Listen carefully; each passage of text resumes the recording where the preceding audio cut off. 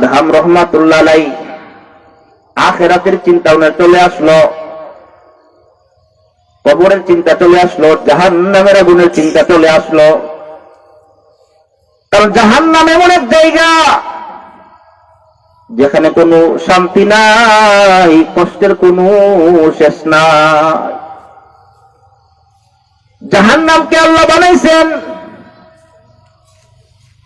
আগুন দ্বারা, যন্ত্রণাদায়ক শাস্তি দ্বারা আল্লাহ তাআলা জাহান্নামকে বানাইছেন। জান্নাতকে বানাইছেন শান্তি দ্বারা, আরামায়েশের বস্তু দ্বারা।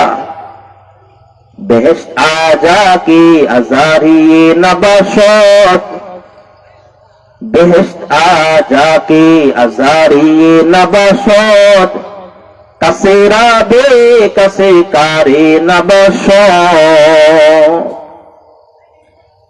জাহান্নাম আজা কে আজারি বাসত, কাসে রাবে কাসে কারে বাসত। জান্নাতকে আল্লাহ বানাইছেন মুমিনের শান্তির জন্য, আরামায়েশের জন্য।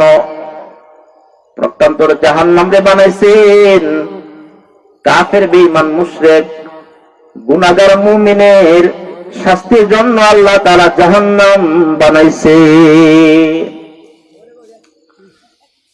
বিনা অনুমতি ফল ভক্ষণ করার পরে হযরত আদহাম রাহমাতুল্লাহি আলাইহি চিন্তা করতেছেন, আমি যে নদীর পানি দিয়ে ভেসে যাওয়া ফলটা খাইলাম, মনে হয় নিশ্চয় সামনে কোনো বাগান আছে, মনে হয় সেই বাগান থেকে আমার ভক্ষণকৃত ফলটা দেশে আসতেছিল। উনি সাগরের পার দিয়ে হাঁটতেছে আর তওবা করতেছে, আল্লাহ কাজটা কি করব, ক্ষুধার যন্ত্রণায় মরে যেতাম, এরপরও অনুমতি ছাড়া আমি ফল কেন ভক্ষণ করলাম? কি জবাব দেব? ফলের মালিক যদি আমাকে হাসর ময়দানে আটকায় বসে কি জবাব দেব? ভক্ষণকৃত ফলের দাবি চড়াবার জন্য হযরত আদহাম রাহমাতুল্লাহ আলাইহি বহুদূর সাগরের পার দিয়ে উনি কি করতেছেন? সফর করতেছেন, হাঁটাহাঁটি করতেছেন, ধীরে ধীরে ইস্তিগফার করতেছেন। বহুদূর যাওয়ার পরে দেখলেন একটা বাগান, ফলের বাগান। ফলের বাগানের একটা গাছের ডালা সাগরের পানির উপর ঝুলে আছে। আদহাম রাহমাতুল্লাহ আলাইহি বুঝতে বাকি রইল না, আমি যে ফলটা খাইলাম নিশ্চয়ই এই ফলটাই এই বাগানের এই গাছের ডালের হবে, যেহেতু ডালটা শাখাটা কি আছে, ঝুলন্ত আছে।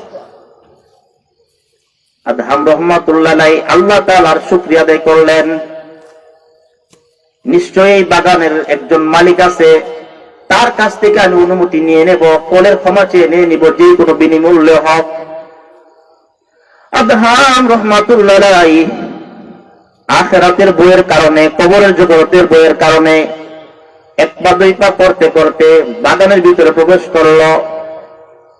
বাগানের ভিতরে প্রবেশ করে দেখে বাগানের এক মালিক, এক বৃদ্ধা মহিলা। আদহাম বলতেছেন, মা